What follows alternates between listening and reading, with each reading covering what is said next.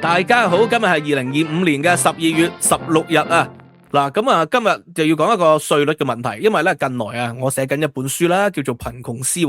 其中咧我就係要討論一個問題啦，就係稅率啊，到底是否會影響到一個人嘅貧窮或者社會嘅貧窮啊？因為咧，我哋傳統嘅智慧就係啦，古典經濟學就話稅率越低，咁啊，梗係財富累積越好噶，財富累積越好啊，啲人咧就會消費喎，有錢人。然後中產階級咧就會有滴漏效應啦，咁啊會獲得一啲嘅財富，咁窮人當然都係繼續貧窮嘅，就變成咗咧貧富懸殊。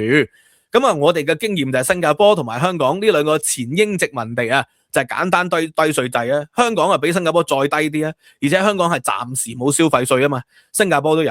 咁啊嗰個原理係點解咧？就因為咧係殖民地，佢哋梗係要令到英商啊獲得最大利益為本嘅。所以咧喺新加坡同埋香港開埠以嚟咧，都係簡單低稅制，甚至乎早期咧係基本上係完全零稅添。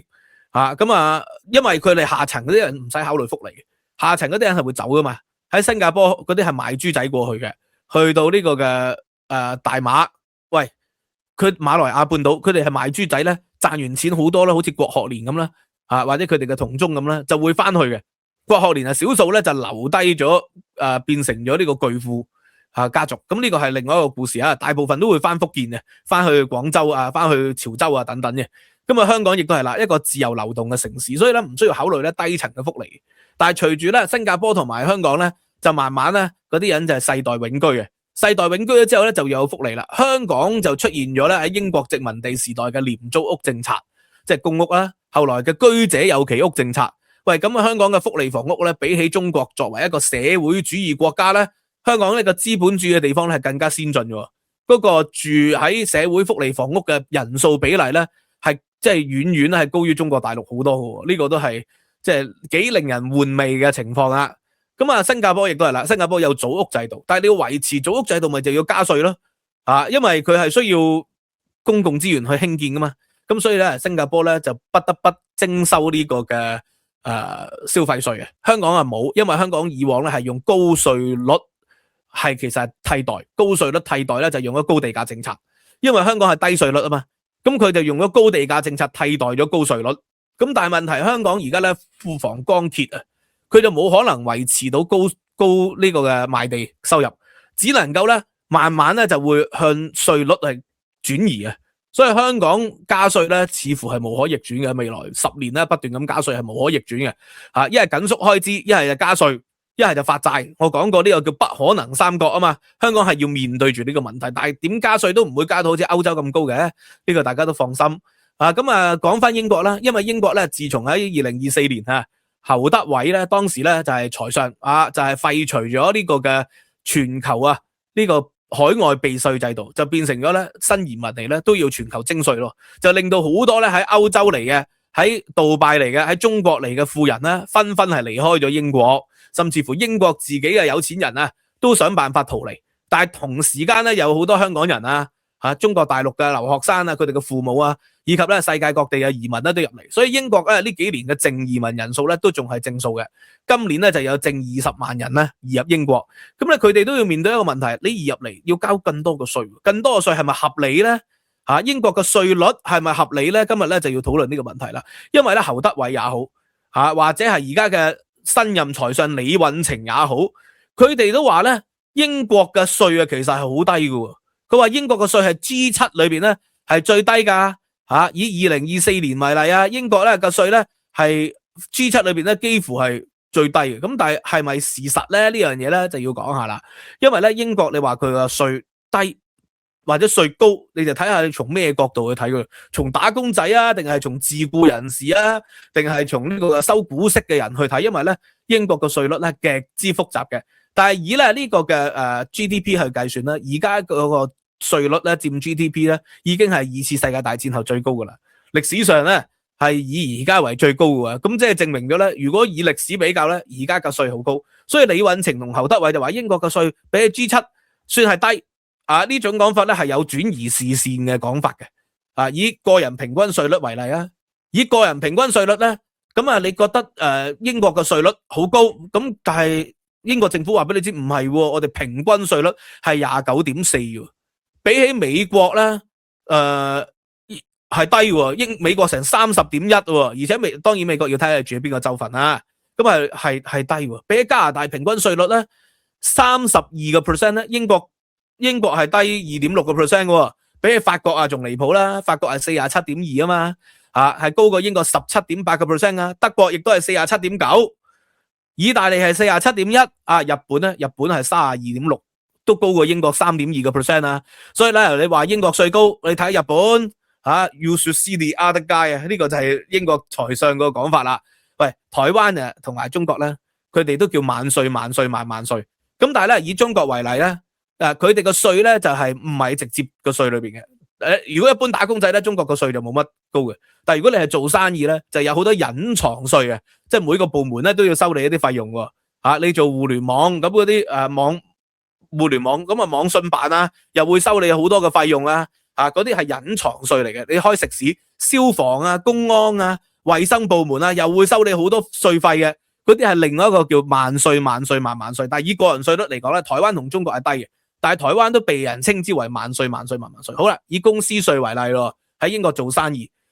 做生意咧，中國同埋英國咧嗰個標準稅率係一樣嘅，係25%嘅。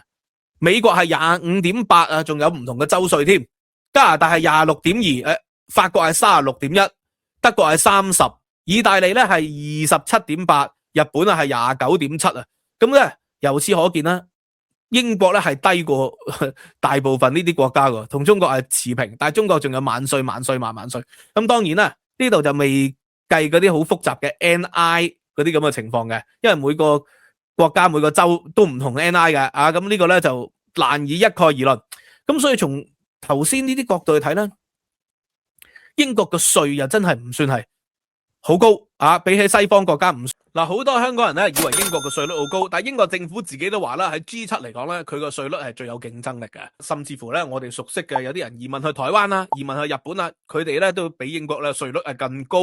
咁其實係香港自己嘅稅率低啫。如果你去到英國咧，你成為老闆或者咧係高層咧，佢有好多合理合法嘅方法咧減低你嘅稅負嘅。咁但係問題，如果英文唔夠好咧，去到英國可能只係做啲基層嘅工作，就冇辦法咧享受到呢個競爭力嘅紅利啊！咁其實唔單止係咁啊，你如果係香港做嘢，一樣都需要有國際團隊噶。英文好咧，當然有好大嘅優勢，係要開口講嘢，要有說服力咧，先係最重要嘅。點解我會推薦 Elsa Speak 咧？因為佢唔係淨係學生可以用嘅 app 嚟噶，好多咧專業嘅人士都會利用佢咧嚟練演講、練開會。Elsa Speak 咧係嚟自矽谷嘅 app 嚟噶。呢個咧係專門為英文口說咧設計嘅 AI 教練啦，你可以隨時打開手機就能夠自己練到英文嘅口語，仲可以咧系統即時幫你糾正你嘅發音用字，完全唔需要對真人嘅，唔怕俾人笑，就算一日咧只係用咗5分鐘嘅時間，都可以慢慢累積實力嘅。進入個 app 嘅時候咧，就設定好自己嘅程度、職業、學習目標 ，Elsa 咧就會幫你排出專屬嘅學習規劃，從詞彙、發音、文法到生活職場嘅情景咧，都係針對自己弱項開始嘅，仲有各種互動嘅遊戲邊玩咧邊提升自己口語嘅能力，特別係發音嘅小遊戲隨身家教，隨傳隨到啊。Brand，我最推薦用法咧就係 AI Role Play， 佢可以設定咧生活同埋職場嘅話題啦，任何會碰到嘅情景比如話咧，我練一個商業合約嘅談判情景啊。Hello, imagine your own scenario and watch it come to life. Which kind of role-play scenario would you like to do? Let's negotiate the contract terms. You want a 60 days payment terms, but my company only approves 30 days. Please respond firmly but professionally. 對話結束之後咧，馬上會收到反饋，針對咧發音咧、語法、用詞，仲有中英文詳細嘅分析非常完整嘅。Elsa Premium 嘅版本咧，仲可以無限制咁練習添，呢個功能更專業啦。你可以練整段嘅系統咧，會幫你分析發音啦、語速、用字，甚至乎咧可以預測TOEFL IELTS 嘅成績嘅。對開會簡報人咧係超實用嘅，只有 Premium 先至會有網頁版嘅功能嘅。所以講到尾，無論諗住留喺香港做外商嘅生意，還是係移民英國或者其他國家，語言都係決定你上限嘅其中一個重要因素嚟。而家 Elsa Speak 咧有限時年終大減價，只要透過咧下面資訊欄嘅連結，或者係埋單嘅時候輸入優惠碼 Gavin， 購入 Elsa Pro 或者 Premium 嘅多種優惠方案咧，尤其最抵嘅 Premium 終身版就將近有2折77% off 嘅優惠提升自己嘅競爭力咧，呢個係一個最實際、最抵嘅投資嚟嘅，算好高，比起日本咧亦都唔算好高。就以普通打工仔為例啊，普通打工仔咧都係賺即係英國幾萬磅啊，3萬幾磅啊一年啦。咁啊，如果咧你係搵5萬磅左右咧或以下咧，其實咧你睇你個實際付出嘅稅啊，英國咧如果你搵假設5萬磅啦，其實你俾嘅稅咧係 20.5%。美國咧就 15.8% 聯邦稅再加州稅，咁州稅就睇你住邊度啦。加拿大咧就 26.2%。喂，仲有加拿大都有唔同嘅州稅，法國係 18.3%， 法國咧好似喺呢個收入咧就低過英國嘅，但係德國咧就 28.4%， 意大利咧 32.1%， 日本咧22.8%， 日本都高過英國。台灣係 17.8%， 咁略低過英國，中國咧係 18.9%， 又略高過台灣，介乎英國同台灣之間啦，中國。咁所以咧由此可見啦，如果你5萬磅年薪一年嘅，其實你住喺英國咧，喺 G7 裏邊咧，屬於中等中低啦，屬於中低稅率啦。咁但係咧，點解而家啲人成日鬧英國喂高稅啊？點解有好少人鬧歐洲加拿大或者係德國嗰啲高稅咧？加拿大又另外一個故事啦，其實德國咧，德國點解啲人就唔鬧唔鬧比利時唔鬧歐洲歐盟佢哋稅率仲高呢個好簡單啫，因為咧傳統嚟講咧，英國係資本主義老牌國家。資本主義嘅特色就係咧低稅率，同時間咧係低福利。但係咧英國咧喺2次世界大戰後咧，由工黨政府多次執政，包括咧70年代2000年代初同埋而家多次執政咧，就增加咗好多社會福利。增加社會福利咧，佢哋嗰個經濟解釋就係咩啊？就係話如果福利太少咧，啲人會就係打家劫舍嘅。所以咧打家劫舍咧對中產階級同有錢人咧更加慘。而家咧英國歐洲都多人小偷爬下你個銀包爬下你個電話都有啦。咁但係咧就未至於謀財害命啊嘛。個原因就因為咧有呢個非常之完善嘅社會福利制度。首先咧你生病唔係好似中國咁。中國咧，如果你有啲嚴重嘅癌症、嚴重嘅一個要食標靶藥嘅嗰啲，基本上咧，嗰啲健保社保係唔包嘅，啲醫保唔包嘅，喺香港都唔包啦，唔好話咁所以咧，我近來咧去醫院復診喺呢個倫敦，就見到一個香港嘅一個太太，60歲出頭啦，佢話佢自己患咗腦 cancer，喺香港咧就要3萬幾4萬蚊一個月嘅藥，咁嚟到英國醫咧就唔需要。而且咧福利好好就係當然要睇區啦，因為我同時間亦都收到另外一個網友咧，佢就話佢住喺 Wallington 嘅曼城附近嘅，佢就話佢喺香港確診 cancer 4期噶啦，4B 嘅，嚟到呢度咧揾 GP 好似又唔係好理佢，可能佢英文又唔係咁好啦 ，send 啲報告俾佢睇，佢哋就咁啦，收咗就算，好似冇反應，11月收到而家成個幾月，咁即係當然真係睇地區同埋睇你點樣同個醫生溝通，因為如果你個地區咁啱冇專科醫院咧。可能佢真係 GP 佢哋嘅知識程度又未必足夠處理嘅，咁但係咧喺英國咧，佢至少就係醫療免費，你嗰啲標靶藥嗰啲化療唔使錢嘅，咁如果咧英國唔係有呢種福利咧，咁老牌資本主義國家貧富懸殊，啲人就會打家劫舍噶咯，謀財害命噶咯，而且咧你失業咧仲可以攞失業綜援，係咪？啲仔女有牛奶金，仔女咧讀書又免費。咁所以啦，呢個係要靠高福利去維持個社會，而高福利背後就要高稅率啊嘛，維持個社會嘅嗰個平等，維持社會嘅嗰個唔可以導致到有革命嗰個種子。中國用另外一套方法，中國用高壓政策，係咪用城管用維穩辦，用呢個國安國保，佢哋一樣將啲錢使咗嘅，就唔係使喺福利度，使喺呢個維穩。所以維穩費喺中國咧。係高過呢個國防開支噶嘛，有好長年係咁樣噶嘛，英國咧佢哋維穩嘅方法咧就係用福利，但係點解啲人會對英國咁失望咧？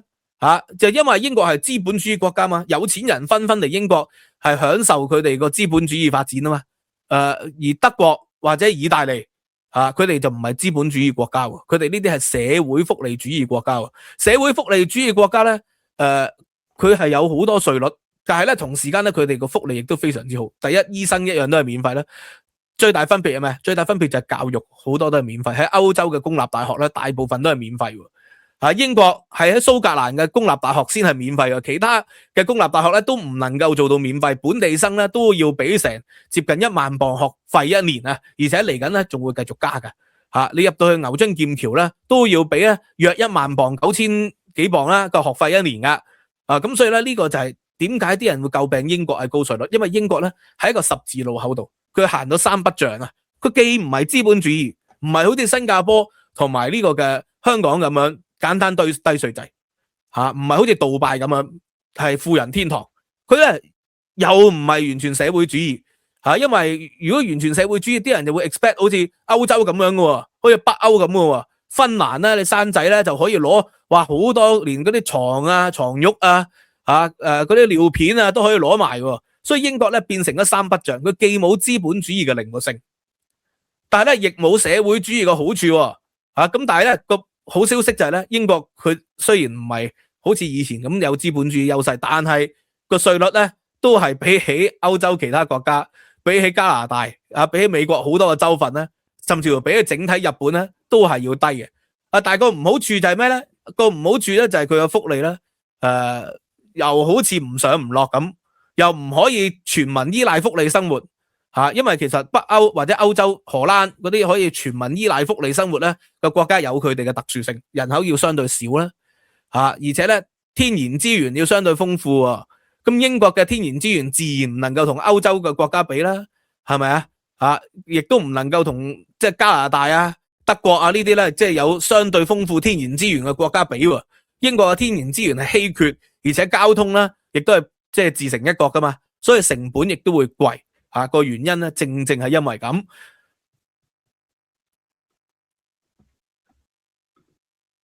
咁英國而家就去到十字路口啦咁咧佢個而家嘅做法點咧，就想辦法令有錢人交更多嘅稅，窮人咧係交更少嘅稅而獲得更多嘅福利。咁喺英國咧而家如果你年收入係35,000磅嘅全職 full time 工作者咧，你稅率再加埋 NI 比起2010年嘅時候咧，其實係減少咗2000磅喎，供少咗2000磅喎呢個係喺2024年嘅數據啦2024年嘅數據。但係咧，如果你係最有錢嗰啲人咧，就唔同啦。你最有錢嗰啲人咧，你係搵10幾萬磅以上嘅12萬磅以上嘅，你咧個稅率咧就變成咗60%，比起以前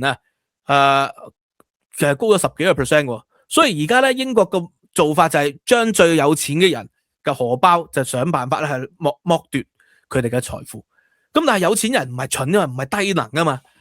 你係不斷喺有錢人個荷包裏邊咧要剝奪佢，或者係做生意嗰啲咧，你哋要去供更多嘅 NI。而家李允晴就話我哋承諾唔會加打工仔嘅稅噶，咪喺有錢佬或者喺老闆身上咪繼續打劫佢哋咯。要去交更多稅，但係佢哋唔係低能噶嘛，佢哋咪減少做生意啊。第一，第二咧就係要供 NI 啊嘛，佢哋咪想辦法用更多 AI 同機械人去代替人手咯。用更積極嘅方法投資喺科技上面，減少對人手嘅依賴咯。所以而家英國咧，佢用咗呢一套嘅方法，但係佢又唔明白你又唔係一個咧好有天然資源嘅國家。第一，第二咧，你就國家咧從來咧流動性好高嘅，唔係有一啲國家咧流動性好低嘅。